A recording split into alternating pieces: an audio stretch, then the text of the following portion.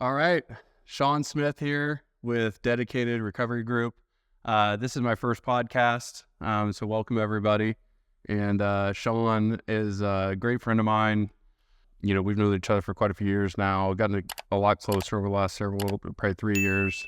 You know, a lot of similarities. I've never really told you this, but, you know, I really look up to you from those standpoints, from a lot of your passions and philanthropy and business and how you handle things, your family and your kids and a lot of that stuff. So there's a lot to talk about, you know, with you, and a lot of stuff that I think I want to pull out for people to hear, because I think there's a lot of value with you and what you've done so far in your life. And I know you got a lot of things. You're just getting started on a bunch of stuff too. So yeah, maybe start off kind of, where are we right now?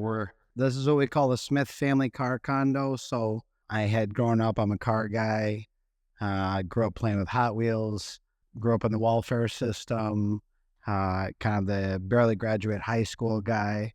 And I'd always dreamt about having nice cars and stuff like that. And this kind of new trend started with private condominiums where people turn them into man caves, places to work on cars, that type of thing. This has kind of turned into golfing and racing sim and hosting and, you know, a lot of different things, right? But yeah, so this is the Smith family car condo. And we've got lifts and tools to work on cars, and we've got storage, and we've got golfing sim and racing sim and pool and foosball and kids' toys and everything. It's kind of all in one. But in Minnesota, it gets down to like 30 below. So in the wintertime, we use this a lot more than in the summer. Awesome. Yeah, that's cool. I'm still my eyes are still going everywhere trying to figure out what's all here. We actually played, where did we play at today? It was TBC Twin Cities. TBC Twin Cities golf the last couple of days. I'm getting ready for the 3M Open over there. Pretty cool, actually. And if we get some time, we'll do a quick walkthrough and tour of this, because I think it'd be really cool to show people what you did here. So tell me what, you know, I mean, I know what you do, but for everybody else, kind of give maybe your background from a high level, you know, how you got into where you're at and what really motivated you to get into that space, and kind of what your passions are behind what you're doing now and what you've kind of done within that, the collections industry and philanthropy. Background is coming out high school educated, ran a couple marketing companies in my 20s, sold one, started a second one, ended up shutting the second one down, just lost the passion for it after 10 years. And in that time when I was building those companies, I had been in and out of doing debt collection, really because I responded to an ad where I could make way more money than any other sales job was offering me at the time. And it was always one of those things where the environment was really toxic and the way they trained you to do it was really toxic. But as a Christian, I didn't feel good about that. So I tried to take a very positive route, and ended up doing really well, approaching that job from a positive angle and trying to help people versus call them up and harass them and things like that. And people kept saying, "Oh, you should start an agency. You should start an agency." And I was like, "Yeah, no, I don't think that's how the story went in the Bible. I don't think he calls you into doing that more. You know, I want to get out of it and do a different business or nonprofit work or something." Because as I looked around, all the people I knew that seemed to be most fulfilled in what they did were things that were serving people and helping people. And so I knew I wanted to do that. I just didn't know how to go about that. What rubbed you wrong about the collections when you were working in it? Because I mean, I don't think everyone really understands. I mean, people get calls from debt collectors, right? And they have that stigma. And so talk a little bit about that. You know, what really rubbed you wrong in your experience that you wanted to? Yeah, I mean, the background on debt collections is basically, this goes back decades, but, you know, it used to be the biggest jerks who would harass you the most, people would pay to just get them off their back. And so those people became senior managers, became executives or state executives, or started their own agency. And that cycle, so it's kind of like you attract what you are, right? And so it doesn't attract a very safer crowd, hence why the industry has such a bad reputation. And then regulators tried to come in and try to regulate that. And basically, much like a lot of other industries, they will find ways around that or do the bare bones minimum, but, you know, operate as much as they can in the gray area to still not really be pleasant with people. And I just took a very different approach. Then on top of that, much the same as I believe kind of corporate America is very broken at least in the United States here, very toxic environments, very, positional leaders that were not servant leaders, that were, didn't care about their people, just wanted to drive numbers. You're a number, get in, hit your KPIs or get out. Very not forgiving to the human experience that we all go through. And so the whole thing, the whole industry really breeds toxicity, both internally in the companies, as well as their actions and how they deal with people. And hence why it has a very bad reputation. And I didn't really know anything about it when I got into it. People who get into collections, it's kind of an accidental profession a lot of the time, like need a job, you can make more money. You can really make a 6-figure income, right out of high school. Right. So a lot of people fall into it and then kind of get the golden handcuffs where they get stuck in that cycle, and it gets very, very negative. So you were in that role as a collector. You were running that company. You're working for somebody, and then you thought, okay, this is too much. I can't, with my morals and values, justify keep doing this, over and over the way that you were doing it. Yeah, I mean, especially the first agency that I worked for, it was crazy the stuff they would teach you. I mean, it was really just diabolically bad. Yeah. And it was effective, but it was bad. Right. And again, immediately I conflicted with my value system. And so I just started doing things differently and literally getting my job threatened if I didn't do it that way. But the problem was I was making them so much money, they wouldn't fire me. They would just keep threatening me. But I make a much better owner than I did employee. I was not the best Same employer. here. So that went on for years, and then it got to the point where after I shut down the marketing company, I kind of hit my early 30s, and I'm like, man, I've done marketing and debt collecting for 10 years, and I don't really want to do either. I really want to do something in nonprofit, but my financial goals and where I wanted to succeed in life and to be in a position of being able to give back both of my time, money, that wasn't really great. So I took some random survey online of whether you should be a business owner, kind of an anecdotal like Facebook one. Mm-hmm. And it was like, right for an ad. I don't know. It was on a scale of 1 to 10. We'll tell you if you should be an entrepreneur.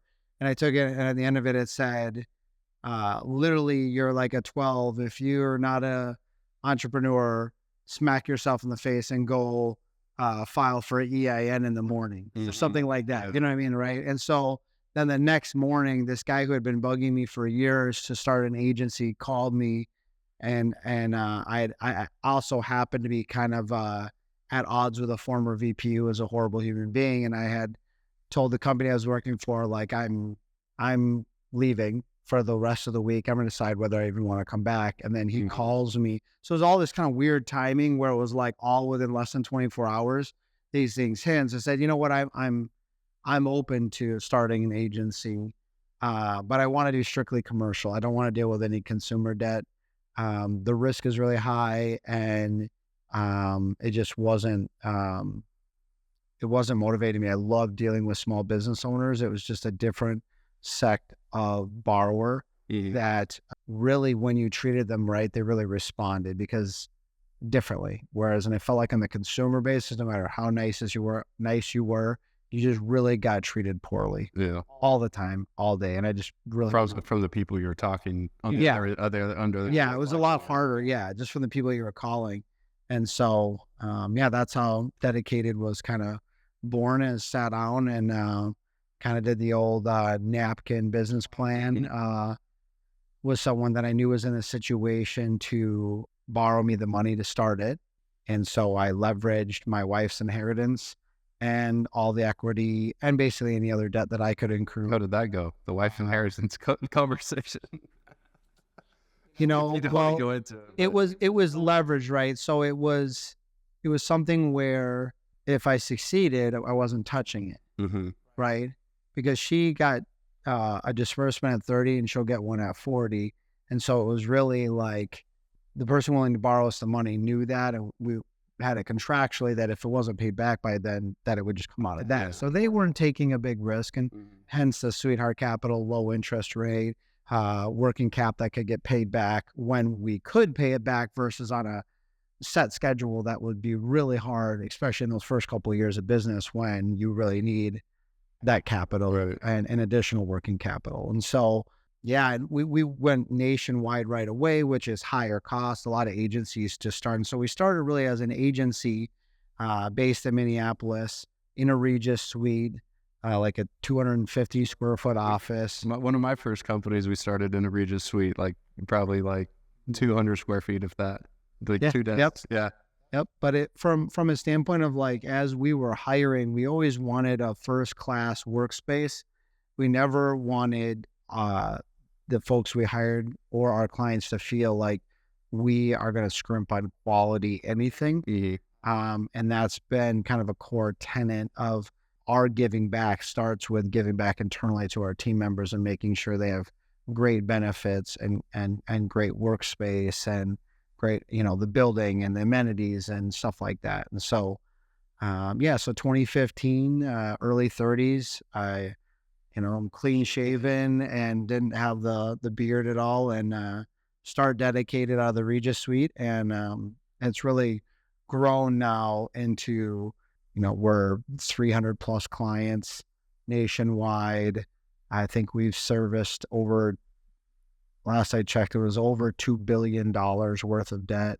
And that doesn't include what we're currently have under management with our first party clients.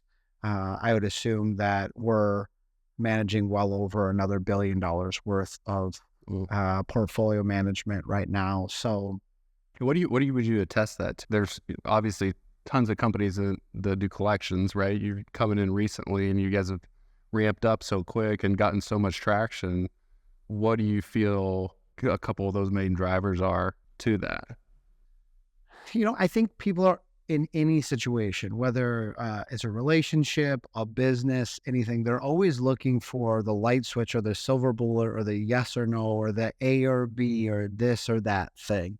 And it's always more complicated. Life is more complicated than that. Business is more complicated than that. But, some things that stand out to me is that in our industry, every one of our competitors behind closed doors was owned by a funding company.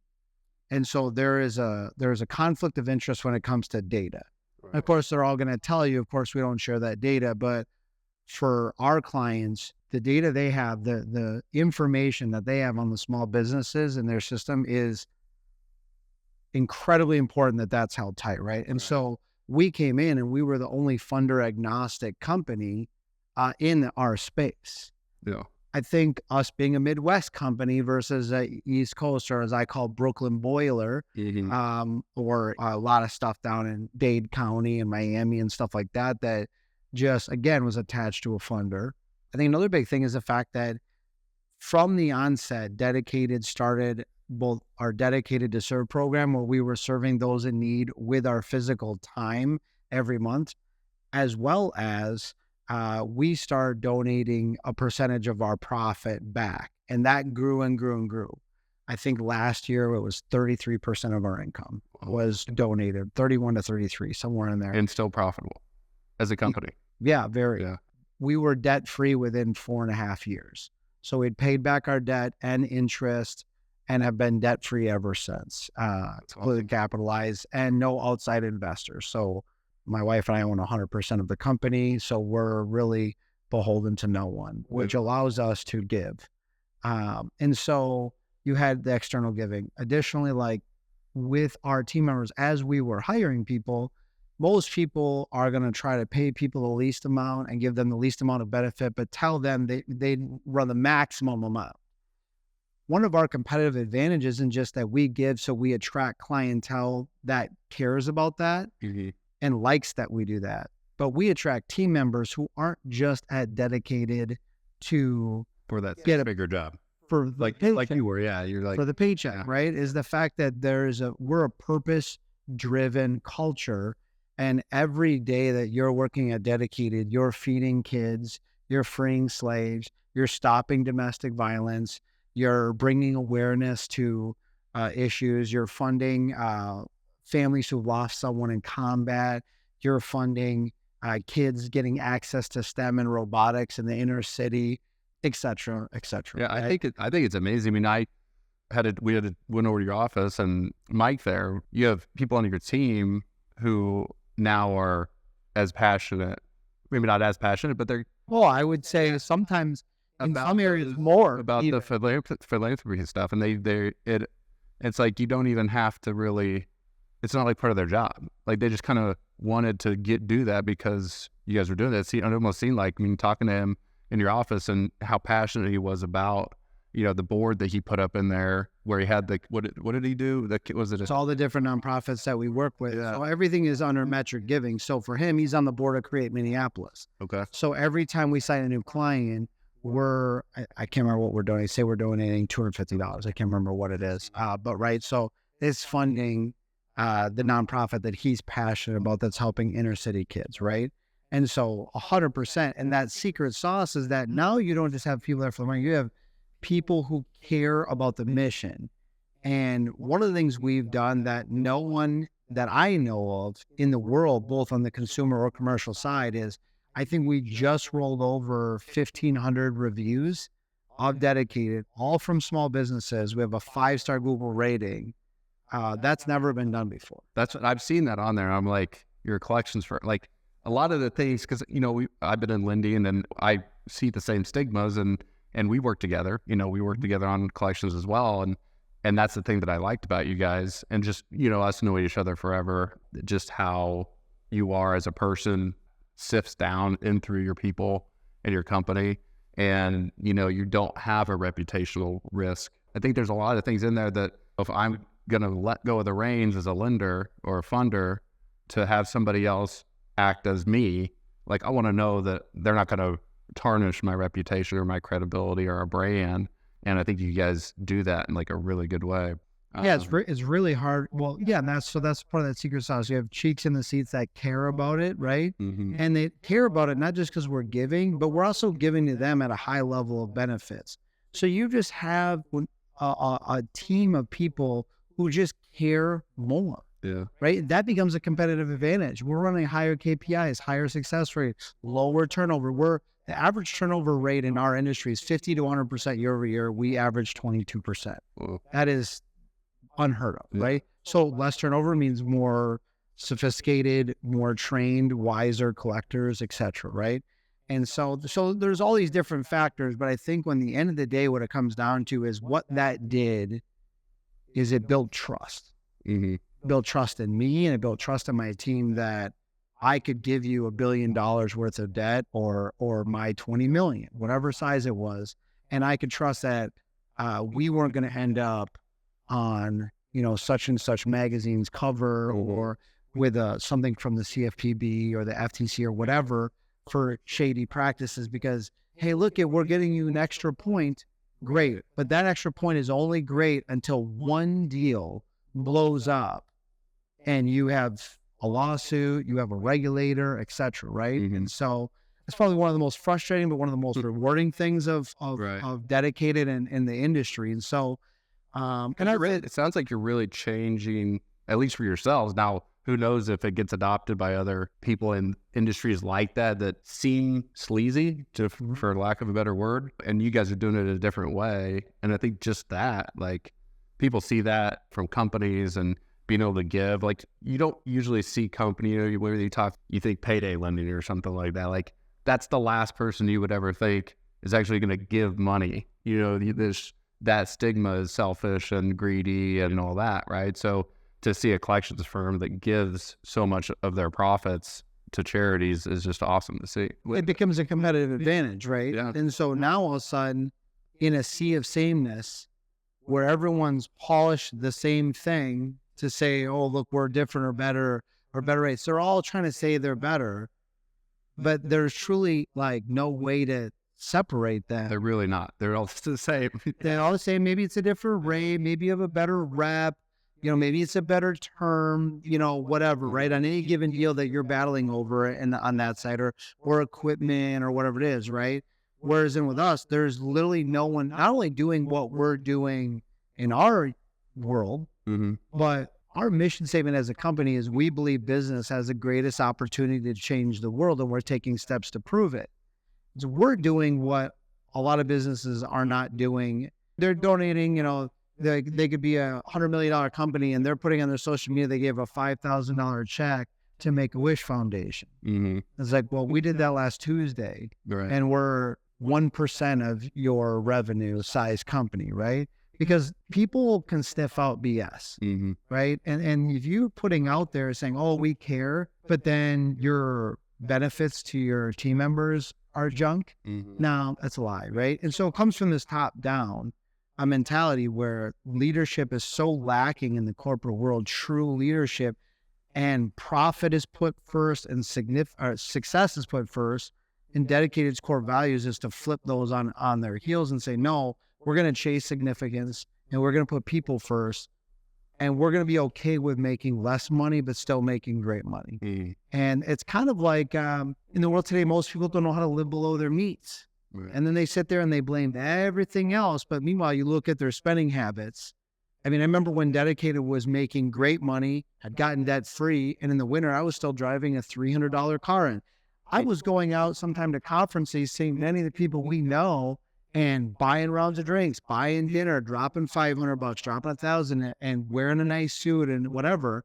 And then I'm coming back to the office and I'm still driving a $300 car. Meanwhile, I'm making the money. Why? Because What kind of car is a $300 car? it was a 2001 Mitsubishi Eclipse, manual, front-wheel drive, rusted out, like gunmetal gray car that my friend Greg Peterson first let me use for a year and then sold it to me for $300. That's awesome. But the point was getting debt-free, personally getting debt-free, and being in a situation where we could give freely and make decisions based on the merit of the decision, not based on what the bank balance was. Mm-hmm. And that was just something that had been ingrained into me at a young age. Once I started getting around the right mentorship, I used to look up to my dad and my former stepmom. They're both post office workers, but they were like the wealthiest people in any branch of my family anywhere. And so they worked really hard. They worked 60, 70, 80-hour weeks. They got tons of overtime. I remember in ninth grade, we put a in-ground pool on our little quarter-acre lot house. Mm-hmm. But man, I had a diving board and we had made it, right? And I'm like, okay, so the secret to success is hard work. The problem was that was an active income that you had to work all this overtime for, and I saw the stress and what it did to them. And there was no way to multiply your efforts like you can in business, right? Once I start getting around mentorship who had fruit on the tree in their marriage, in their success with their business, in their health and fitness, in their finances, I started going, Hart, all these people giving me opinions, but meanwhile, they don't possess what this mentor does. Mm-hmm. And I spent the better part of over a decade, I would say from my early 20s into my mid 30s, seeking out mentors in every aspect of my life who had the fruit on the tree. And then some of that was just being willing to pioneer things in business that people aren't willing to do.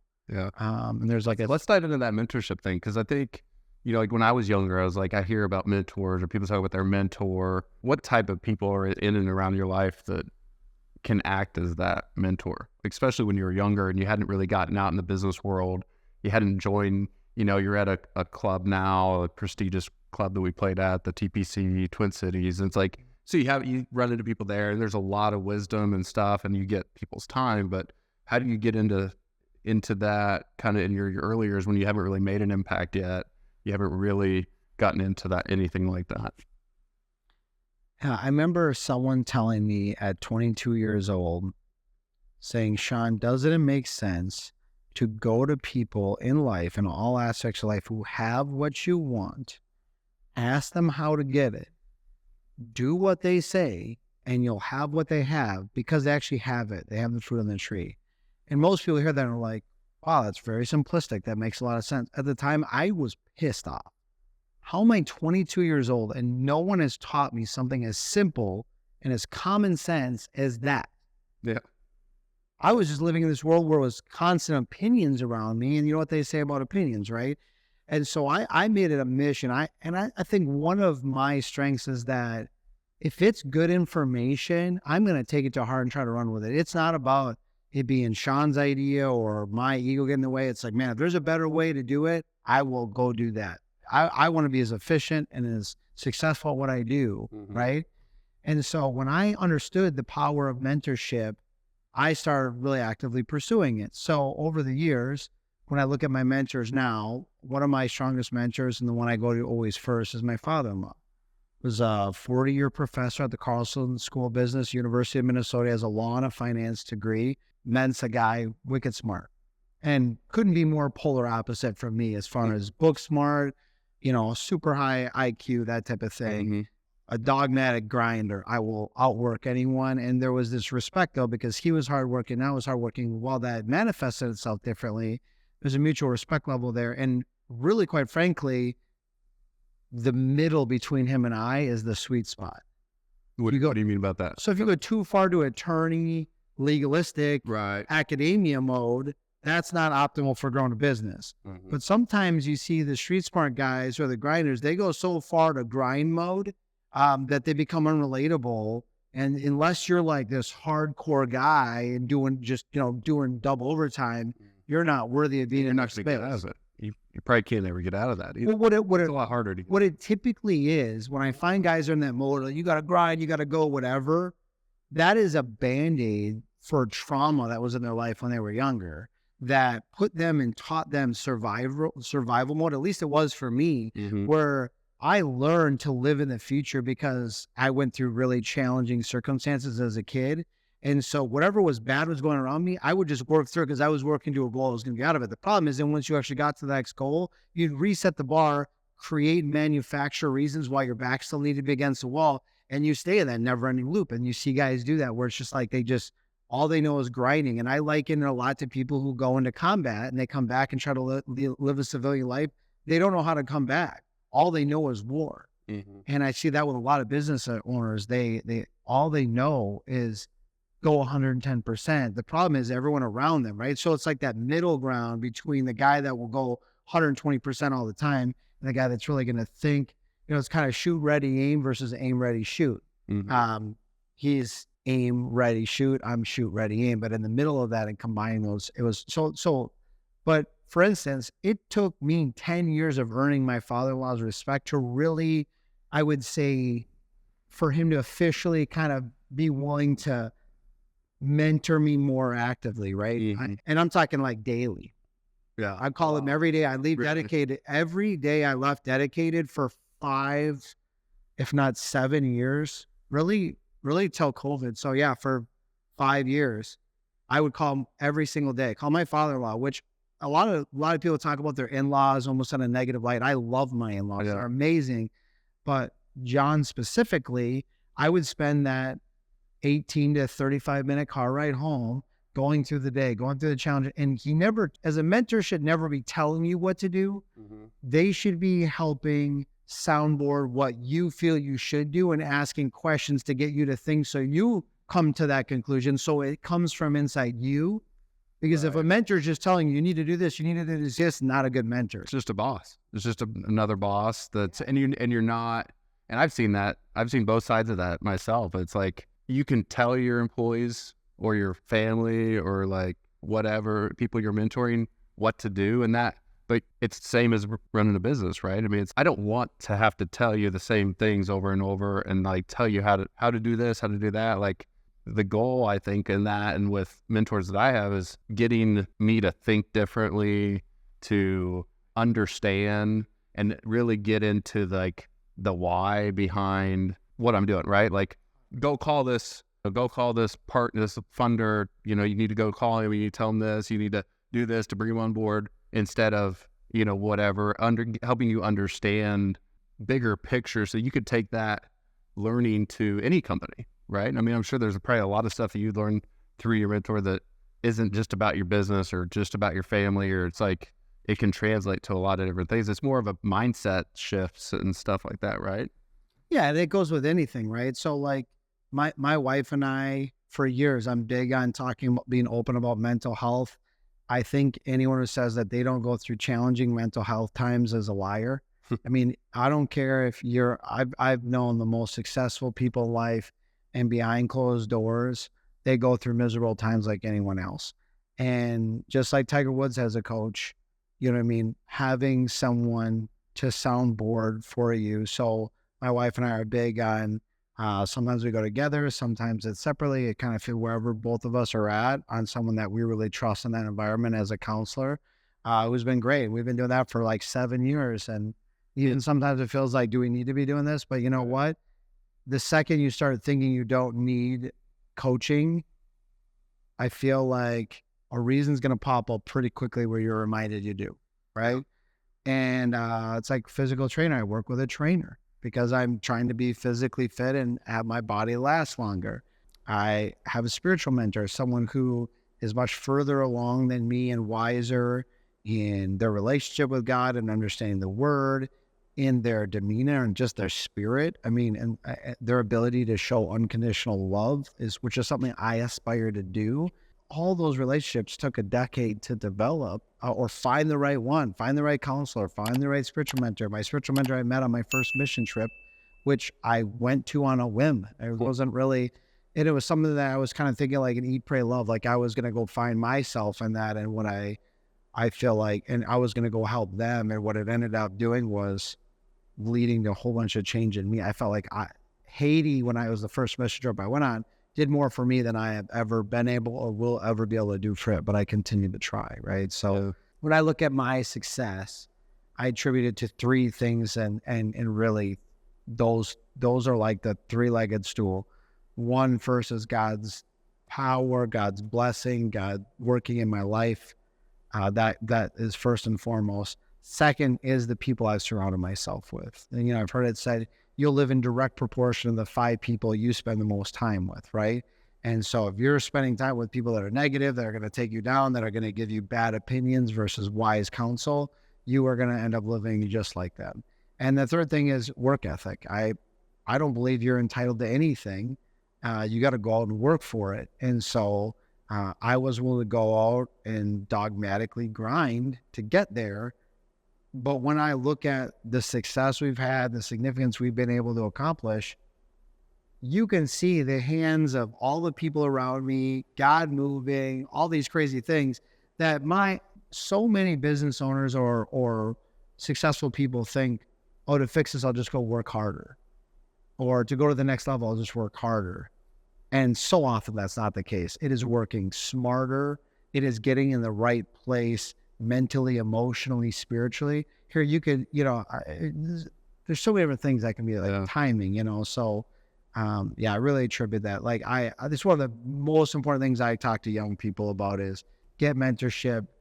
It will radically change your life. Yeah. And I think, and I've seen it in my own life when you get your own personal mental health and, I see night and day, like what you're talking about with, and, cause I see a therapist and I sometimes go when I need it. I probably need it a lot, to be honest with you, but I think most people do. But even when you're feeling those times where things are great, right? You've been going for a while and it's like, I see mentors and therapists and coaches and counselors and whatever that may be, managers that are good, things like that.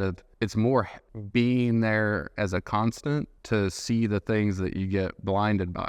It's like when you get good and you think you're doing all right, life still happens. We're human and we're emotional and, we get wrapped up in a lot of that stuff. And I think when you get away from having those coaches and mentors because you're like, oh, I made it, I'm good, or I'm at their level now, or whatever it may be, it's a very touchy waters when you get into that headspace if people get there. I'm sure I've seen people get there. I want to talk kind of more about what you do within the philanthropy. You actually, took me on my first service trip down to Dominican Republic last year, and we're going again this year. We got a trip down to, you can tell kind of what we're doing.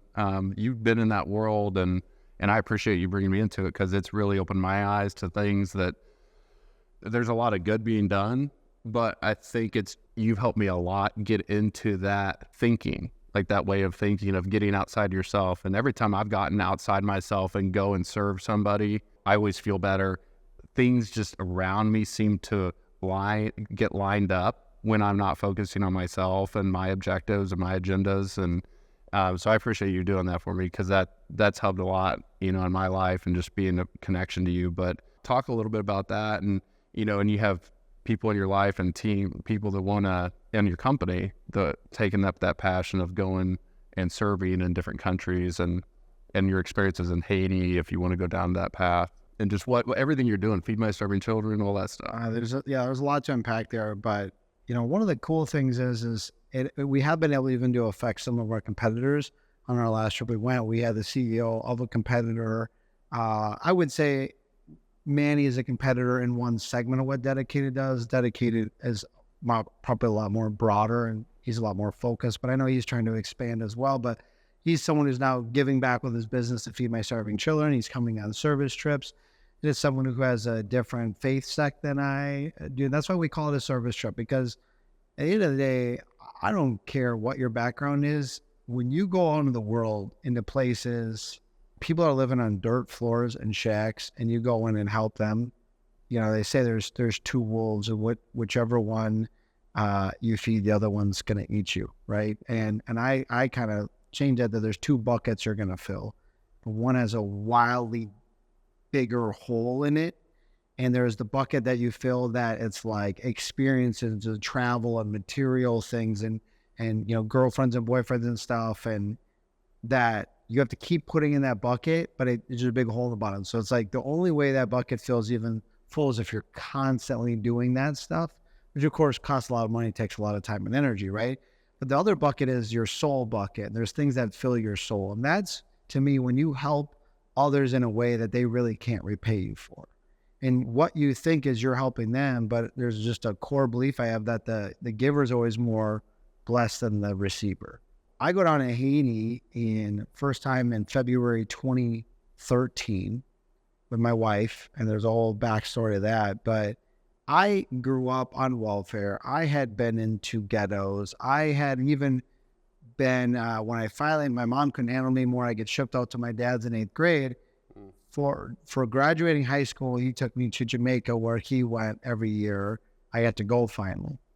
And we went in the interior of Jamaica, and people have been in Jamaica. When you're on the all-inclusive resorts or something, it's all nice. Maybe you see something across the street, but when you go into the interior of Jamaica, you find out it is very third world, a lot of it. It's very, cylinder blocks, tin roof, no AC, 100+ degrees, right?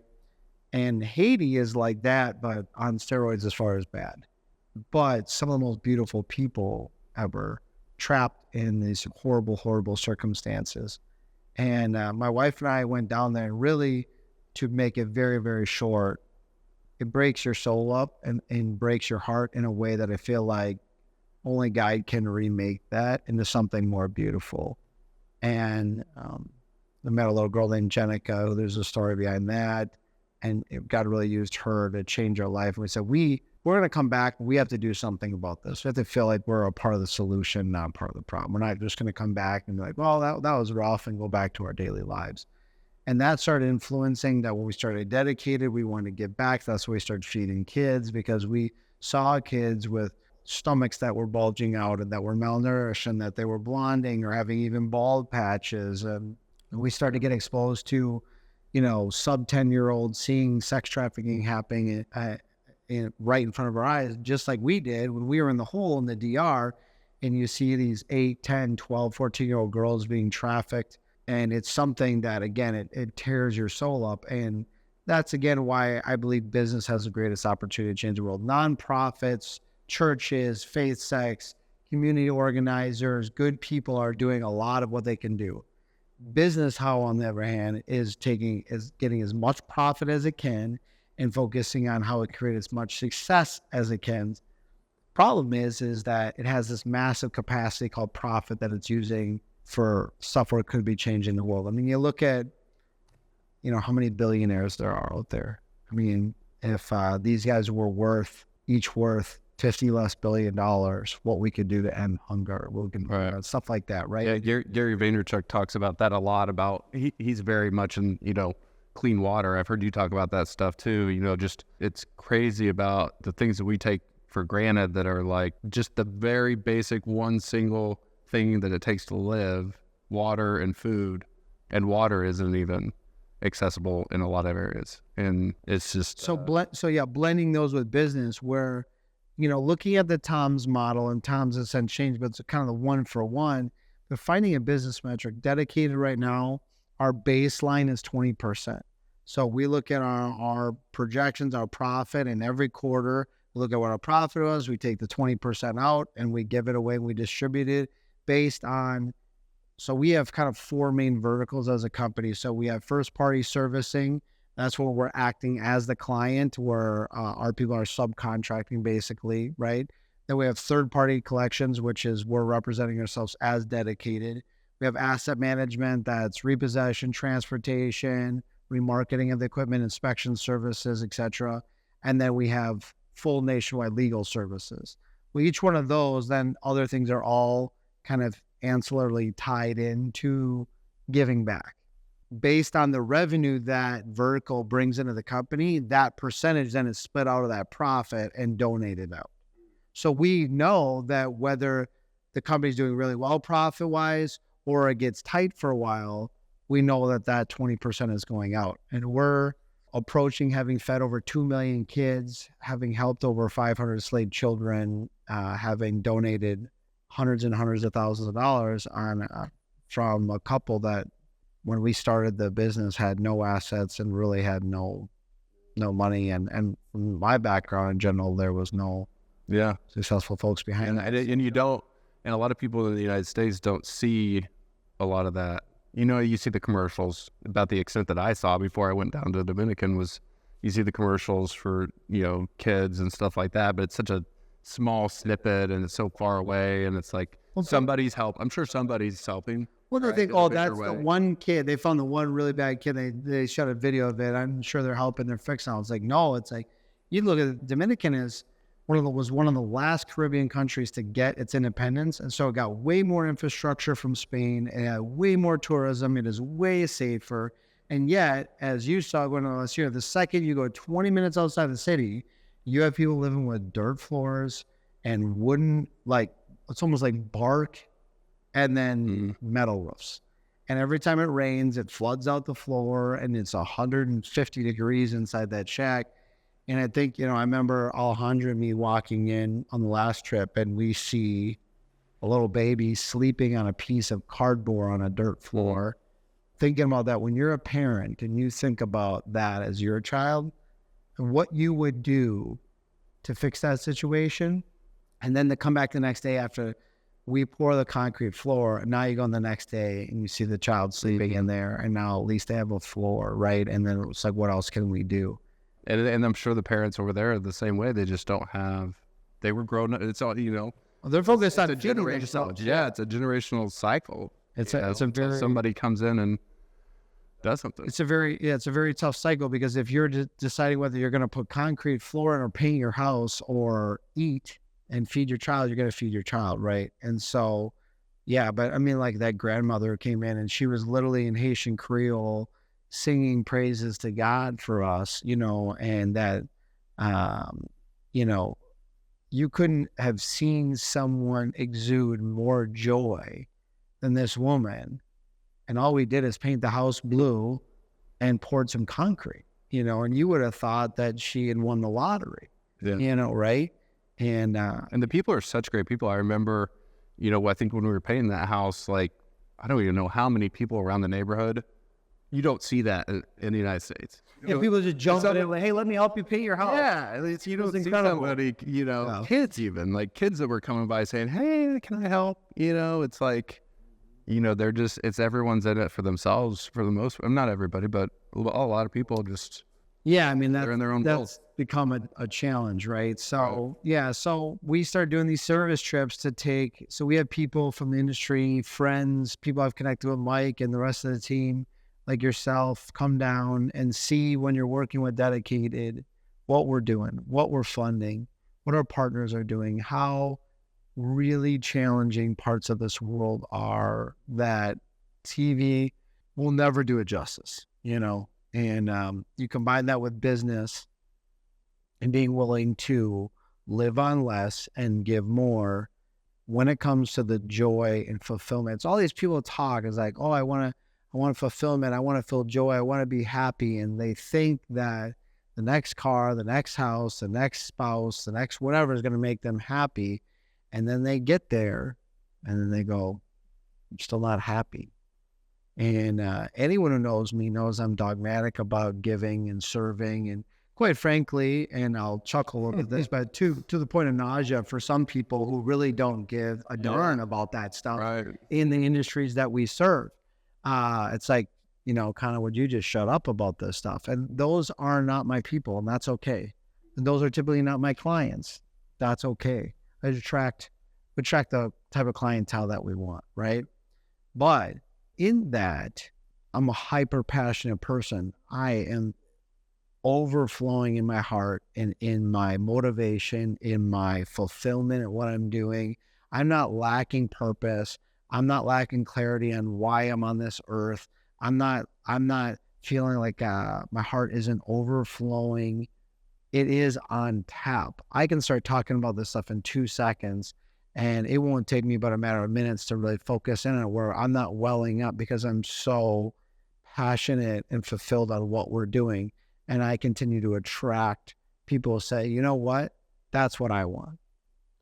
And now I look at it, like you said, we have people like Mike and Kelly and Annette and Jay and so many other people on our team who are in that same mode of how can I give? And they're giving and leading and serving where they're at. And ripple effect. These, I say, listen, with any successful company, if you go to any of their leaders, all those leaders can probably get a job making more money somewhere else. And you look at our presidents, been with us for 8 years. You look at our veteran collectors. You look at Mike, been with us since 3 days before the world shut down for COVID. You know what I mean, right? Mm-hmm. Like, we're retaining people because we're providing high level of benefit. We're providing purpose, and they're being able to see the tangible results in that, and to be a part of that, and to be a part of something that is changing lives. Because we all can't just go work for a nonprofit or be an elementary school teacher or something, or be a firefighter, right? Where you get that direct, like, save the life, have the massive impact. Some of that's not our calling. It's not our skill set. It's not our background, whatever. And so to be able to take your skill set and your passion and your background and succeed in business and within a business, and that leads to a lot of people. And we partner with a lot of nonprofits that our team is passionate about. So now we have people like Joe Costello, who runs our asset management, whose best friend died in Afghanistan, and his friend's mother really was tremendously impacted by Gold Star Mothers. Well, now all of our asset management, because Joe brought that to us, like, hey, I'd really like to support Gold Star Mothers. Now all of our giving for asset management goes to Gold Star Mothers, right? Well, so it's not just about, wait, what is Shawn passionate about? Right. It's about bringing other people, other clients, other team members into the fold. And that all comes back to that secret sauce that people are missing out on because they're like trying to push their people to the next goal and accomplishing this. And they're going, why do I care? You just, so you can have a bigger business, so you could have a nicer truck or a nicer house. What do I care? And with Dedicated, we keep increasing benefits. We're at 100% of dental and vision, 75% of medical. We cover all mental health copays. We cover all gym copays. We cover people to attend Dave Ramsey's Financial Peace University. We have soda and coffee and snacks and healthy snacks on tap anytime you want stuff. Flexible scheduling, et cetera, et cetera. So we have a chaplain on staff who comes in weekly to meet with the team. We give an extra week of VTO, or not vacation time off, but time to go serve, volunteer time off. So you have your normal PTO, then you have a whole extra week. So all the people coming from Dedicated on the service trip are getting paid as if they're at Dedicated. That's crazy, because you hear about companies doing that, but it's like big companies select people not till you've been there for 10 years, to really allow them to go spend a week serving or doing a sabbatical, right? Like, it's usually like 10 years, and you have people less than 6 months. You fund it every year. Yeah, whatever. Yeah, we have people that are at Dedicated less than 6 months and come on a service trip, because you know what? Maybe they come to Dedicated and they are it's a season in their life where God really had them there to experience that service trip. And then they go on to something else. But that was a life-changing experience. And that's what we love giving to clients, and so excited that, even, like I said, competitors, things like that. I don't really care if you want to go and see. And that's what I tell people all the time. Like, anytime they want, look, come and see what we're doing and why it's different. but know that it's going to take you sacrificing up front in the short term for the long-term gain to be way more fulfilling and way more in line with the actual type of success you want versus what often you think you want. It's kind of like easy, hard, hard, easy. You make the hard decisions up front, it makes your life easier in the long run. But if you take the easy route up front, it often makes life long-term more hard. Right. And that's, so that's something. So it all kind of ties in, and I see my kids duplicating that. I saw Lincoln come out to the DR with us. We did that, and so it's... Yeah, that's what I wanted to ask about that. How's that mentality of serving and giving within the company? Yeah, I granted you and your wife are in it together, but how's that trickle down to your kids and the family and that home? Is there, if you want to get into that? Look, you should be the same person in all scenarios. My kids know my strengths and my weaknesses, but they get the same dad as the same guy that I'm at a conference, as the same guy that I'm down in the DR. And it's funny, it's one of the feedbacks I've gotten in business is, someone in the equipment finance industry or whatever sees me at a conference and, Shawn had a couple of drinks or whatever. And it's like, I thought this guy was a Christian. I'm like, yeah, my Savior's first public miracle was turning water into wine. So, it's like, it's not that I mind having a few drinks, but am I doing that in moderation? Am I carrying myself well, or am I getting sloppy, right? Am I talking where in a way that's not honoring God and what we're doing, right? And I'm not a perfect human being. I screw stuff up all the time. And that's where grace is so important.